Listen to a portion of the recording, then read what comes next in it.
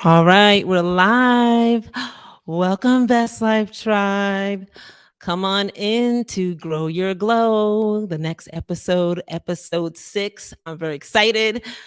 I'm always excited about everyone. I know that. But this one is super extra special.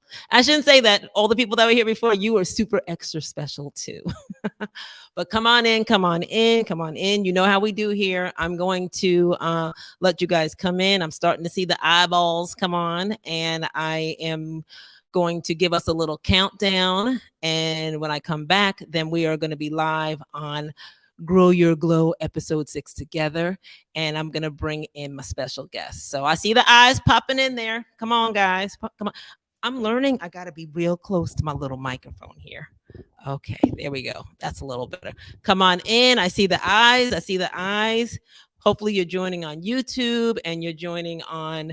We're on Instagram Live now, and you're joining on the Best Life Tribe, and you're also joining on the Puka page. So come on in. It is the next episode of Grow Your Glow Live, and we have an amazing guest tonight. So come on, I'm going to give you 2 more seconds, and then we're going to go do our little countdown, and then we're going to be live. I hope you guys are having a really good week. I know there was a lot going on with all the storms and rain and everything happening. It was a lot. It was a lot going on this week, but also it wasn't as much as they said. You know, last time they were like, we're going to get a little rain, and we were almost washed away into the ocean. This time they were like, it's a monsoon state of emergency, and it wasn't that bad. So we're thankful for that. But as I said, we are getting ready to go live. So, all right, I see enough eyeballs. I know a lot of you guys are on here. So what I'm going to do, as I always do, I'm going to give us our countdown. It's just a 10-second countdown. So y'all hold on. Don't go anywhere. And then I'm going to play my little Grow Your Glow header, and we will be live together. And then I'll bring in my guest, okay? So hold on. Don't go anywhere. Here we go, guys.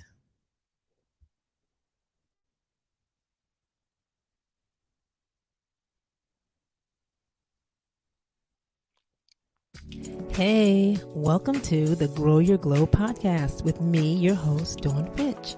And I'm an entrepreneur, speaker, wellness cheerleader, and girl trying to live her best life. When I started to feel overwhelmed with this new normal and felt like my light was dimming, I remembered all the things I needed to do to grow my glow. So if this is sounding familiar to you, sit back and relax because we're discussing great topics and we've got inspirational guests to make sure that you laugh, grow, and get your glow. Hi, everyone, and welcome to Grow Your Glow podcast, where you'll be inspired to shine. I'm your host, Dawn Fitch, and when you start to feel overwhelmed with this new normal, join us so you can laugh, grow, and get your glow. Yay!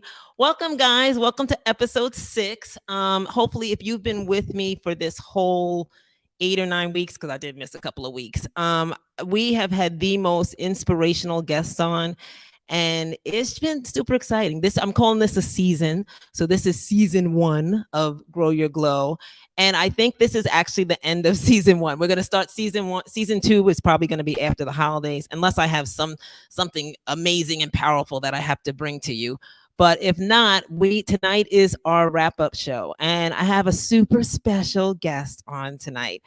I think for all of us, I think most of us watching are of a certain age, or at least in a certain age bracket. And I think that once, whatever age you are, you surround yourself usually with people, that are in your generation, in your group, you might have a couple of people that are a little older, a little younger, but for the most part, you're getting all your information and you're getting all of your, when you have a problem, you go into the same people, and it's always people in your demographic. So I know the demographic of the people on the Grow Your Glow podcast. We're all in our 20s. Hush, hush. We're in our 20s in our mind. But I decided tonight to bring a really special guest. She's a millennial. And I really think millennials, they be getting a bad little lazy rap. But there is so much that we can learn from going down the age bracket and going up the age bracket. And this little millennial right here that's coming on today has so much to share with us about her story, and how she's overcome things at a young age. And just she's really started to shine. And it really is not only her faith, but it is her super positive attitude. And that's why we connect so much, because we both have like that positive. See how I threw myself right in there with her? We both have a positive mindset.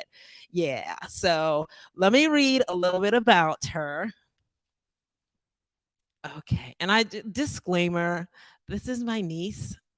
Okay, we're a black family. So, when you say niece, it may not be your blood niece, but yeah. Her mom and I are first cousins. Our dads are identical twins. So, all of my cousins are really my sisters. All of my cousins are my sisters and my brothers. That's just how we roll. And I'm going to name them all: Donna, Dawn, Douglas, Danny, Crystal, Danielle, Aisha, Vicky, Vanessa, and then the little ones, Corinne and Corey and Jonathan, all the little ones, just Maya. Look, don't let me forget anybody. But we are our family. So Corinne is actually my cousin, but since I'm the same age as her mom, she's been forced to call me Auntie Dawn. And I'm going to roll with that. So let me read a little bit about Corinne. Corinne Renee Walker is a Spelman graduate. She was born and raised in New Jersey. At a young age, facing a life challenge, she turned adversity into triumph and helped to lift women of all ages. She was born with a love of music and words, which started her on a musical journey that has propelled her into an amazing career in the music industry. She's been labeled as a visionary and has always clearly known her path. With faith and a positive mindset, she's gotten exactly where she planned to be. Corinne is a positive influence for Spelmanites following in her footsteps, and makes sure to mentor and advise those young women who aspire to the levels that she has risen. Ladies and gentlemen, welcome. Oh, wait a minute. Where is she? There we are. Welcome, Corinne Walker. Hi, Corinne. Hey. Okay, we can hear you. I'm so excited. We got people on Instagram, on YouTube, on the tribe, everywhere. Welcome, Corinne. You are actually coming in from Los Angeles. Yes, I'm in Yes. sunny California. California. So we have so much that we're going to talk about, Corinne. I'm going to pretend like, I don't know all of your story, but I'm excited to share. And I'm going to throw you under the bus a little right here, because I want people to see sort of what we saw. Corinne as a baby, you're lucky I don't have any pictures. But when Corinne was born, like literally like little born months and stuff, she really didn't talk.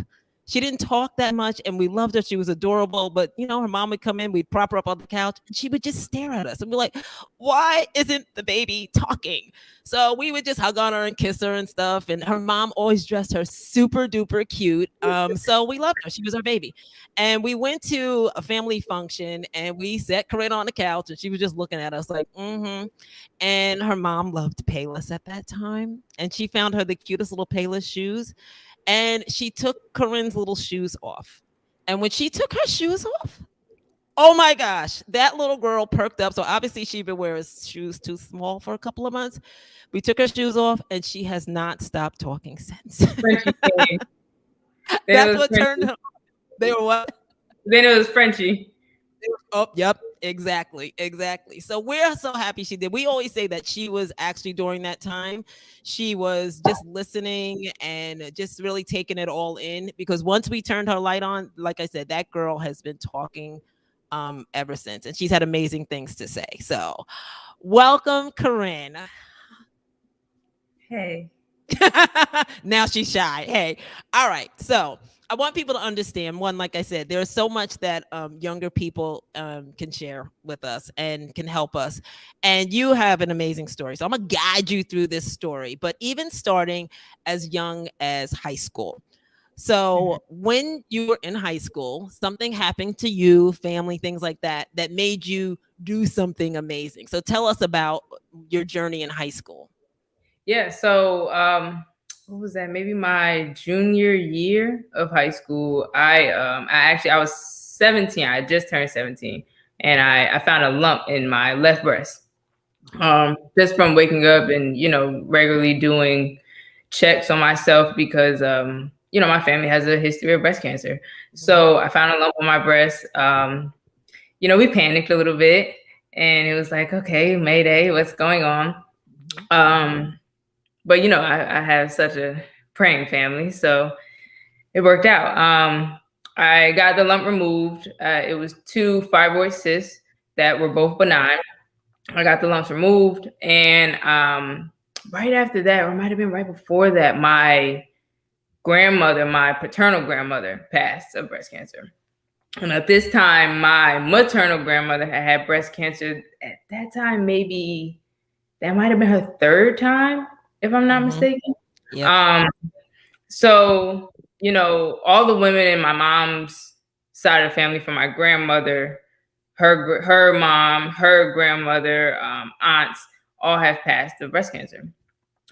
So, now at this point, I'm like, okay, this is something that is, and I use the word infiltrating the Black community, and our women, and a lot of my peers at that time weren't too aware of what that was, So what I did was I started a nonprofit called Burl Goes Pink.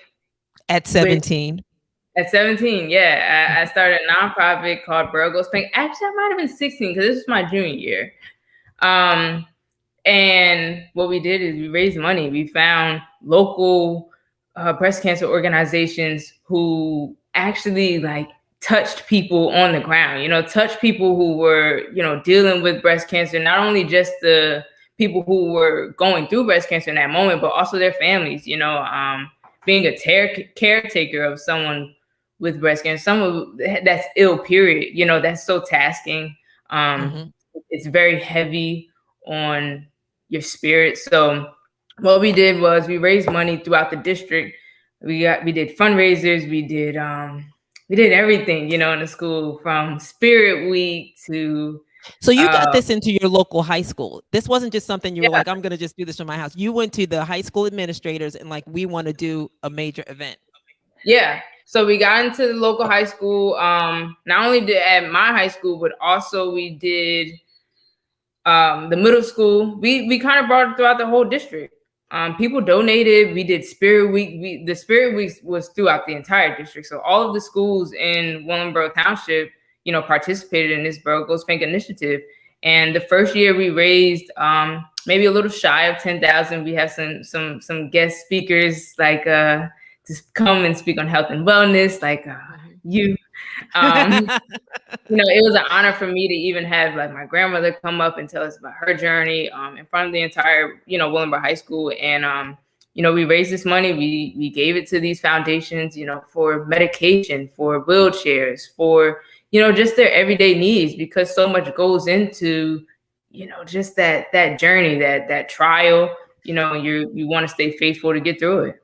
Let me ask you this. There was an organization that you went through. I don't remember the name, the Bread Basket or say it again. Bread of Life Foundation. So all of the funds that we raised went to Bread of Life Foundation. God bless her, Miss Lily, who she actually passed maybe about 3 years ago of breast cancer. And they were boots on the ground for cancer. It wasn't ground. They and like I said, the founder of Bread of Life had cancer several times. I think that might have been her third time at that point. And she was helping people, even just for support, so all of our funds that we raised, we went to them. And like I said, they were supplying medication, they were supplying transportation to and from chemo, radiology, just really helping people in any way we can. And the biggest part for me wasn't even so much of the money, more so the awareness. We went to the schools and we explained to them, okay, this is how you guys do self-checks, just to be ahead of the curve. This is what you should expect. This is what you need to know, to live a healthier life. And this is the high school kids and young, middle school children as well. Yeah. Okay. Yes. Yep. So it was amazing. It was fulfilling for me. We continued Burl Goes Pink for about 4 years after, 3 years after I graduated. I was going back and doing the same thing, and so it was just I would say that was a very pivotal moment in my life for sure. And I can say, just not being proud auntie and stuff, but just our young kids now just have a mindset of service. When something happens to them, they're not like, oh, something just happened. Like you turned that around and you saw what your grandmother went through and others in your life, and you decided, I'm going to start an organization. And you didn't let that, you didn't say, oh, I don't know how to do it or things like that. You went to your school and educated and raised money through the Willingboro Township and Yeah. changed people's lives. And we were so proud of you for that. For it was Thank just amazing to be 16 or 17. Either way, it's still good. But now moving forward, because you have so much, this is about the part in the podcast when I always get super excited, because when my guests start talking and I know all the stuff that they've done, I'm like, I almost rush it through to like next, Yeah. but I'm not going to do that. So you're in high school now, you're doing things like this, and you decide, all right, I want to go to Spelman. Yeah. I want to go to Spelman. And we were like, oh, okay. What was your reasoning and your inspiration for wanting to go to Spelman? And did you always want to go to Spelman? I won't say always, no. Uh, my older cousin actually went to Rutgers, and I went through this phase of like, I want to be just like Danielle. So I wanted to go to Rutgers. I'm going to Rutgers. I was going to major in journalism. So no, not always Spelman. And then my sophomore year, I went on a 7-day HBCU boot camp. We went to maybe about 15 or 16 schools over these 7 days. And that was my first time visiting Spelman. I fell in love. I love the women empowerment, the energy that it felt on campus. It was magical to me. It was something that I hadn't experienced. I came from an all Black school. But just being there and the camaraderie, the women. the camaraderie, You're still like, yeah. The word is difficult to even really express like that initial moment, because I just fell in love. And at that time, I remember calling my mom, once we get to our phones, I'm still on the 7-day boot camp. I said, Mom, I'm going here. And that was it. It was nothing else. There was nowhere else that I had gotten accepted to. I think maybe 12 schools I got accepted to. All that, majority of that were offering money, and but to me it was just like, no, none of that matters. There's something that Spelman is going to build, And that's the story of you. When you say, Mom, I'm going there, that's it. When because your mindset is so strong, when you claim something, you don't budge from it. We'd be like, well, Corinne, you like, this is what I'm doing. And it's been such a testimony to see you say things, like you've said things all along your life, and they have manifested. So now you're in Spelman, you're having the most amazing time in Spelman, but stuff gets a little shaky, gets a little, so what happened a couple of years into Spelman? Well, Spelman $51,000 a year, So yeah. Paying for Spelman, I didn't get any money from there, and me and my mom made a deal that, listen, if I can get my grades to where Spelman where they needed to be, we're gonna work to get it through. You know what I'm saying? So again, like you said, it was just, my mind was so set, and I felt like I can't let money derail me from that. So I went and I struggled, struggling paying tuition, struggling just being so far, and so I ended up having to take a semester off. And it was a very difficult situation, but it was so clear in the moment, Okay. that it was just like, this is the right thing to do. And that's when my faith shifted, and I realized, okay, trust God. It's really, at this point, your back is against the wall. There's nothing else that you can do but trust God. So, but what's amazing, Corinne? You had to sit out, and a lot of people, when they sit out, one, don't go back. Two, you're in Atlanta, you're away from all of us, and you made the decision not to come home. You're like, I'm going to stay here, and I'm going to do it. I push through, and I'm gonna get back into Spelman. So, like you were getting ready to say, what was what in that point? What helped you to know you were going back? I had a conversation with your sister, and we sat on the phone and we prayed. And she asked me, she said, do you want to graduate from Spelman? And precisely just like that. And I said, yeah. She's okay, then you'll make it through, And in that season, what really got me through is that I found my faith, you know, and I was introduced to life-changing experience, and it was actually by Pastor Michael Todd called Peace Under Pressure, and I remember Ooh. watching in the most difficult moment of my life, you know, because I'm now, this is my future, you know, everything that I'm thinking about, everything that I want to do is like, okay, either you're gonna do it at this point or you won't. You know, there were two options: either go home or you stay. I knew staying meant I'm gonna have to figure out how to make some money. You know, I'm gonna have to survive. You know, my whole, like you said, my whole family was in New Jersey, and I really, really, really leaned on my faith at that time, and just like, listen, God, this is what I see. I don't know what you see. You tell me what you see. You know, and I'm gonna follow your will. You know, I think I was very adamant to, in my, I would say, just in my process during that time, everything was very intentional. You know, I ended up working at H Gregg because I needed the money, but in a sense, in hindsight, you know, that it gave me those people skills. Like I'm sitting here, I'm trying to convince people to buy TVs and buy couches. Yes. And Yes, it but was a supply store, not supply store. yeah, home electronics. Right. But it opened, you know, for me, it was like, I'm going to break you out of your shell. Communicate. You know, Right. let's see how you can really, like, this is what you want, sell it. You know, Wow. so that's what that did for me. And then I just really, you know, I had to be faithful. You know, I had to believe in his will, and commit to it and be dedicated to it, and not just believe in, or not just say it and not believe it, but actually say it, believe it, work for it, and show him that I'm doing the work for him to meet me halfway. You know, and I think And that he did. that he did. That he That he did. did. That's what brought me back. That's what got me back into school. That's what got me across that stage and graduating. You know, through that entire experience, that was nothing but God. You know, And can I and just, say our entire family traveled to yeah, Atlanta and we got an Airbnb and we acted the much fool when she crossed that stage. Like, for sure. like TV fool. Like we were just so proud. And like I said, because she had that trial of having to sit out, and she could have came home and went somewhere else and went locally, but you know, she toughed it out. And there were just times when we knew that, you know, she was struggling, but she toughed it out.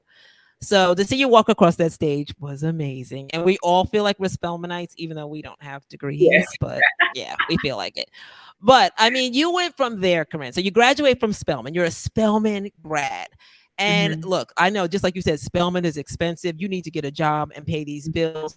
But you always knew that you wanted to be somewhere inside of the music industry. Mm-hmm. And we say this because I have a million like Corinne baby stories. This girl grew up with Love and Hip Hop, the music. She was Sydney Shaw. Like she Yeah. watched it over and over and over again. We all knew it. So there was something about her not only knowing what she wanted, but she told us. So we invested in her dream. She wrote her first rap, MC Ren, and I write with a pen. I think you were 6 or 7. The entire family, from me up to your grandmother, up to uncles, everybody knew Corinne's rap and that she was going to be in music. So you leave Spelman, and what happened? Yeah. So I mean, I you left. graduate Spelman, yeah. Yeah, I graduated Spelman. I took about a year or so that I was working with Vincent Cersei, who's one of my biggest mentors in this business, and he's worked with everybody from Rico Love to Usher, Brent Fayez, K Michelle, list goes on. But I worked But with how him. did you get that? Like, you don't just come out of school and work with a major producer. How did you find him? What are you? Networking. You know, I made myself, you know, I never forget Brandon Farm. I reached out to Brandon. This was maybe my freshman or sophomore year, and I remember he had an iCloud email at that time. He was Justin Bieber's assistant at that time. And I remember reaching out to him maybe about 10, 11 times. Like, I'm sending emails like, hey, anything you need. You know, he would post like, oh, I need a street team. Oh, I can do it. You know, anything. But just to get me in the door, you know. And his uncle ended up being Cersei, and I connected with Cersei through him. And Me and But you Cersei just didn't know them. You just you found people in the industry and you were just yeah. relentless. You were Mhm. relentless in just getting to know them. Correct. Yep. Yep. So Okay.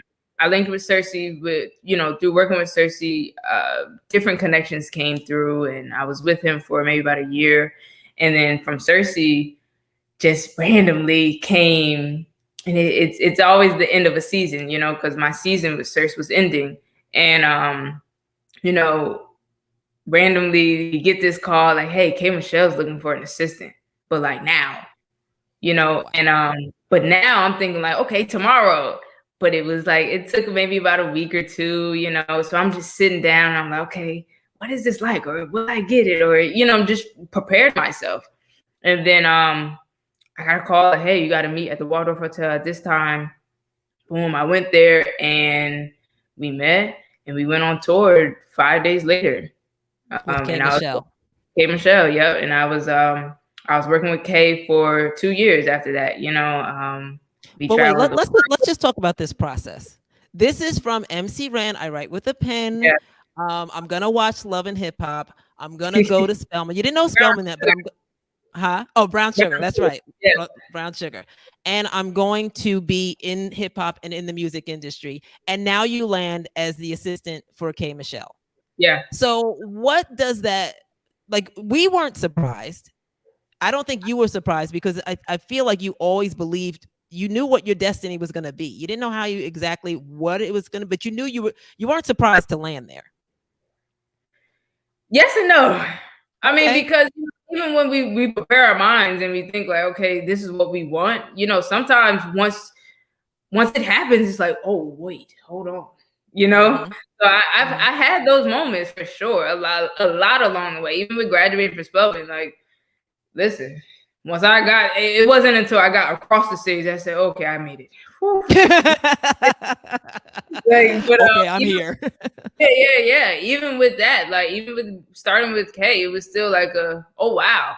Even though I prepared and I think I prepared as much as I possibly can, and this is what I've been wanting, but it's something different when your dreams become your reality. Right. It's Wow. a different level of acceptance, it's a different level of responsibility, because now at this point you have to continue your reality. Right.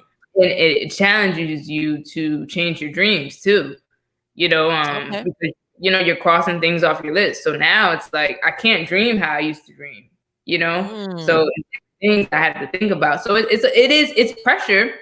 You just got to find the peace in it, So you know. let me ask you this, because a lot of people think, oh, younger people self-care, they just go get their nails done. Because we're all Yeah. about self-care, grow your glow, the tribe. What was self-care for you during these times? I know you're a journaler. Yes. You write, you're a wordsmith. But what is self-care? How does Corinne say, all right, so much is going on. I've got to just what do you do to keep yourself healthy I mentally? meditate.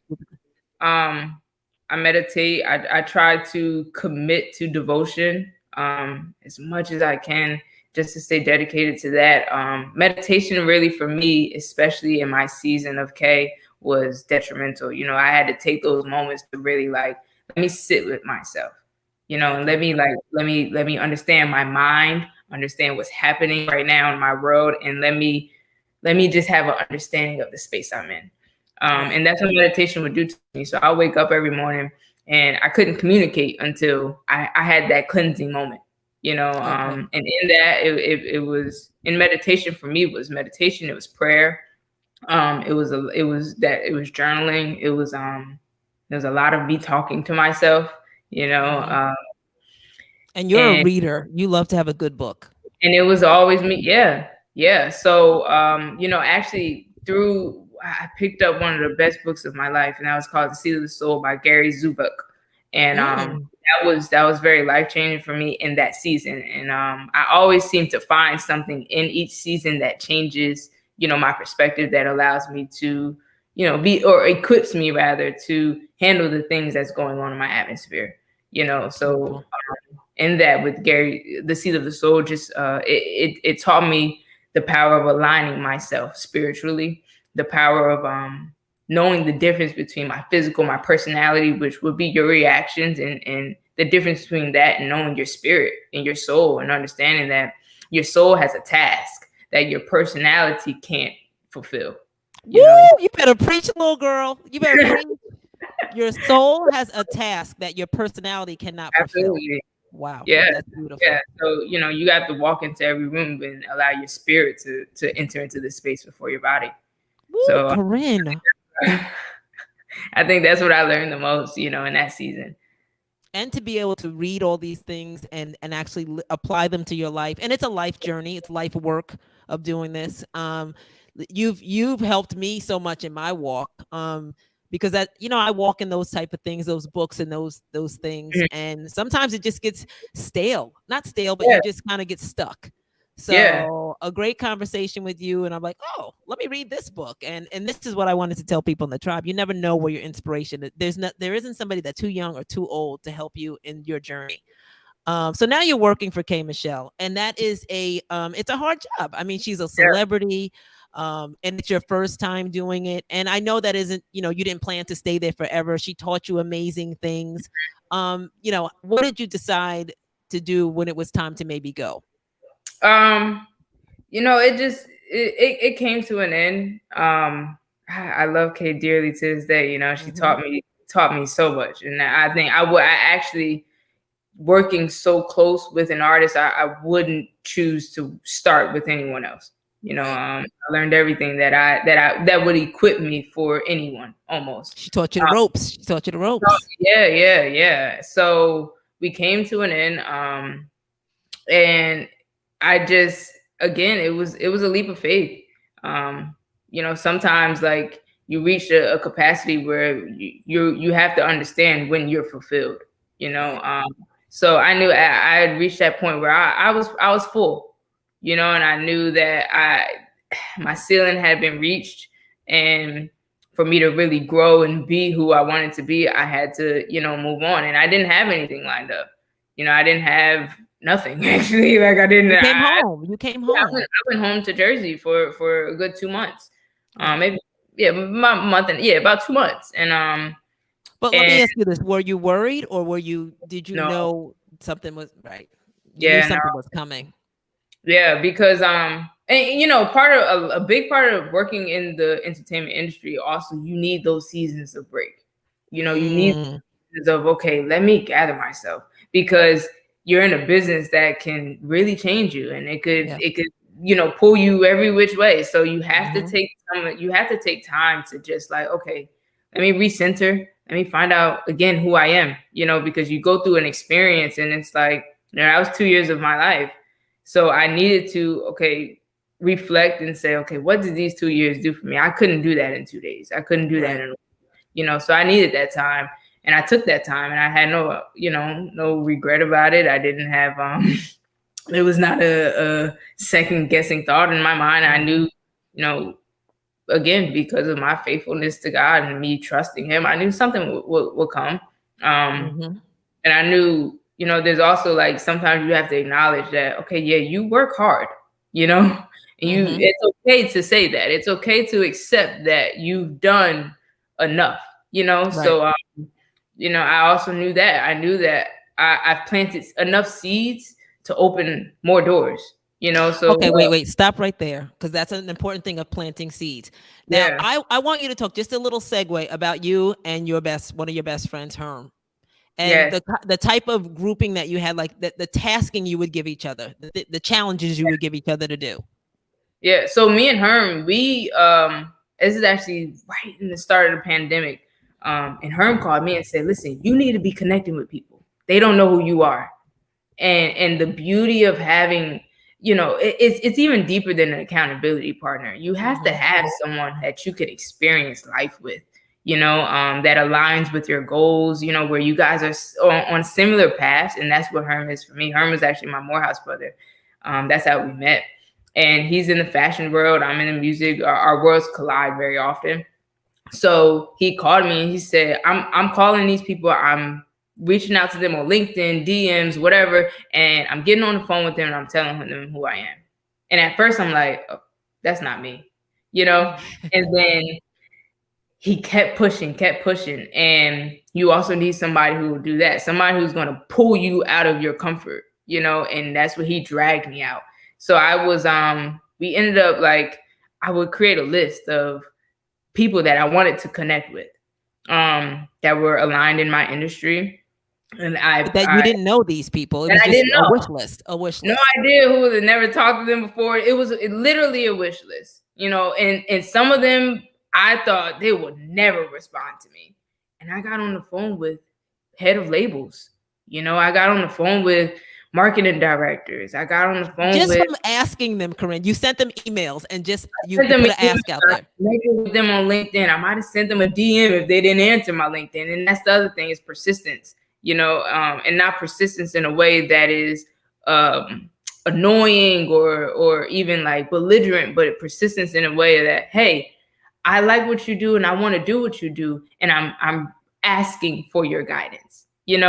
So it's diligence and coming back to say, hey, I reached out to you on LinkedIn, but I don't. You might not have seen it. Here's another try.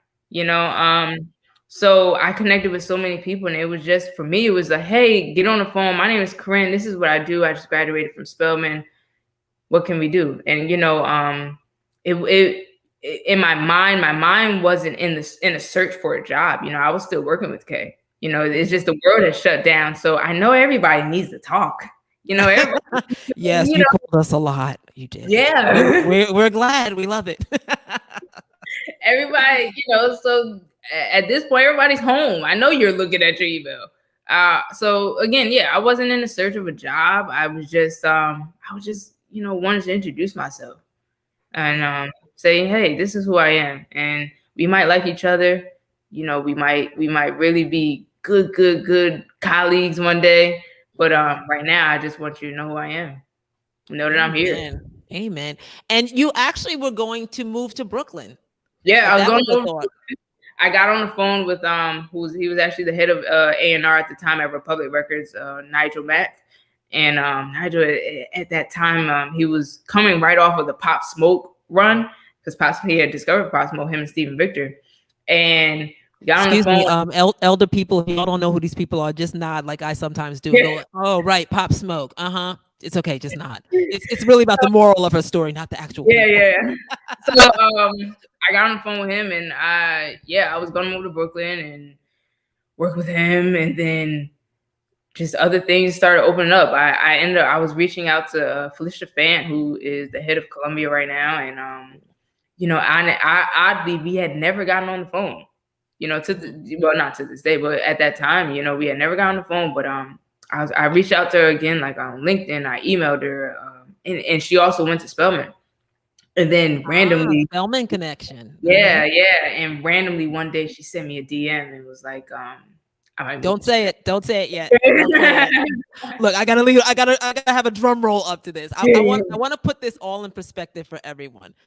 Just by Corinne knowing what she wanted to do, following her heart, following her faith, doing her due diligence, trusting herself in a pandemic when everybody's just sort of trying to figure out what's going on. She's doing some work on the side for Still K Michelle, but she decides, with her accountability and just her alignment partner and her brother, let's just call random people. Yeah. He's always known who she is and trusted that. She gets a call. And what was that call?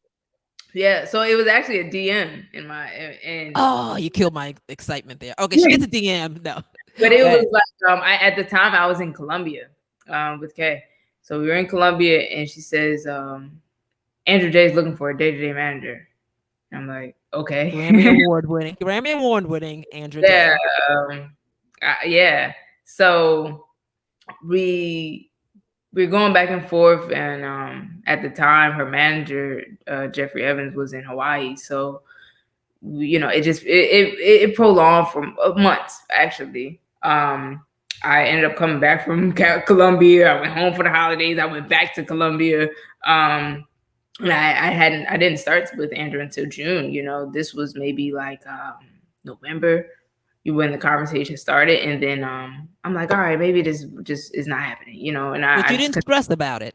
I didn't stress, I didn't stress, and to me it was like, if it was meant for me, it would be for me, and we were actually back in were we back in Columbia? We were back in Columbia again for the second time, and Felicia had reached out to me again, And at this time, I'm in Colombia now, so it's like it was a little difficult. And then right when I ended with Kay in April. Right, I took my time to get the reflection and all that stuff, and then right when I was at that cusp of like, okay, I'm getting a little antsy now.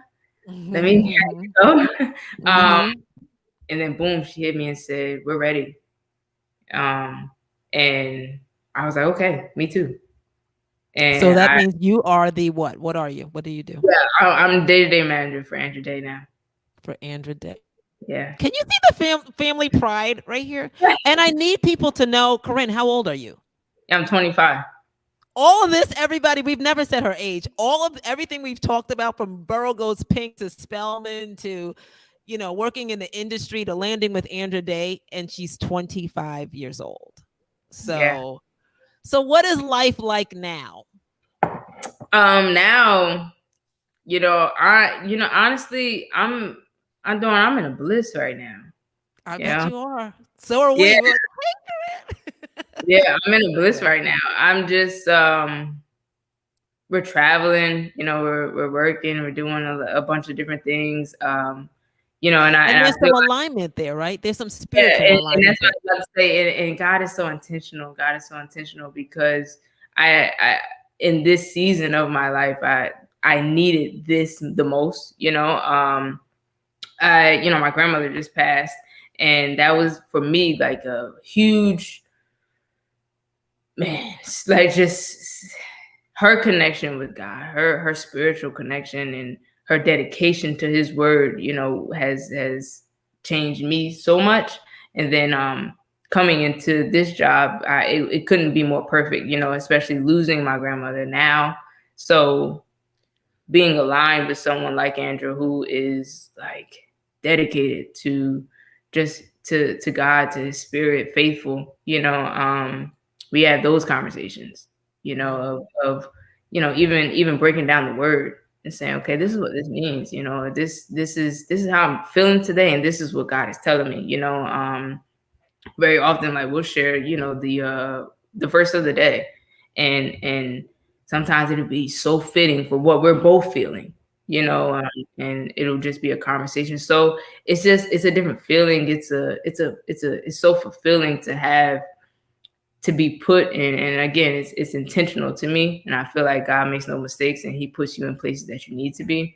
And He put me here around someone who would challenge my faith even more, To go deeper. to go deeper, Mhm. to understand His word, to seek clarity, so much through God. And so even, outside of the business, what we do, outside of the chemistry that we have, for me, the biggest part is always, how aligned are we, with His will. Ooh. Yeah. And that's what I get from this job right now. Oh. You can make me cry. I can't cry on here. And you know what? I don't know if we were heard on my Instagram technology. I don't know. I'm trying to prop stuff up, and I know people said that they couldn't hear on Instagram, so hopefully they can now. But I just want to, for those who are maybe missed a little, I want to sum up your story very quickly. Corinne, always being a young child of faith. Oh, see, now it's loud, but always being a young child. Yeah, see, is that you or me? Might be me. That's you. You're gonna have to stop. I don't. I hope. Well, always being a young child of faith, and always knowing what she wanted to do. She writes, she journals, and she sets her intentions. And she's always set her intentions. She found a lump in her breast, and instead of just taking it out and doing what anyone would do, healing and moving on, she started a nonprofit called Burrow Goes Pink, and she made sure to educate children all over the district in Willingboro about how to do self exams, about breast cancer, and just breast cancer awareness. She claims I'm going to go to Spelman, and she does it and gets in. Financially, it was kind of hard, so she had to sit out a year. And rather than come home, again, intention and faith led her to work at the refrigerator store, I mean, appliance store. Yeah. But she still, through that, kept her faith and made her connections and did what she had to do. Went back, graduated from Spelman, and then went back to her dream of I'm going to be in the music industry. And I think everything in your story is you're constantly reaching out to people you don't know. You see Yeah. somebody who you need to know, and you're like, I'm gonna email, I'm gonna email, I'm gonna email, and that's how you wound up as the manager for K Michelle. And she taught you so much, the ropes of the industry. It was awesome. And then God told you it was time to go in a different direction. And now you're the day manager for Andra Day. Your family is so proud of you. Andra Day is invited to the cookout. Okay. She always gonna be at the cookout. But you are just such an inspiration. And I hope that everybody that's watching and listening, if you're on Instagram, I hope you were able to hear this. Your story is amazing. You are 25 years old. There's so much of your story you haven't even really written, because everything is writing with you. So you really understand when we say these things. You haven't even written like the prologue of your book yet at Yeah. 25. And so much amazing things, have happened. And it's all through your faith, your mind work, your positivity. I'm so proud of you. I know all of these other people are super proud of you. But you know what? Right now, it's we're in a stressful time. People are trying to find ways to stay positive and just make great things happen for them in their life. They might be going through some things. So, what kind of advice can Corinne Renee give people about just staying with their dreams and having faith? What can you tell people if they're in a time where that's become difficult for them? Seek God. You know. Um, that's really it. That's the yeah. It's so complex, but it's so simple.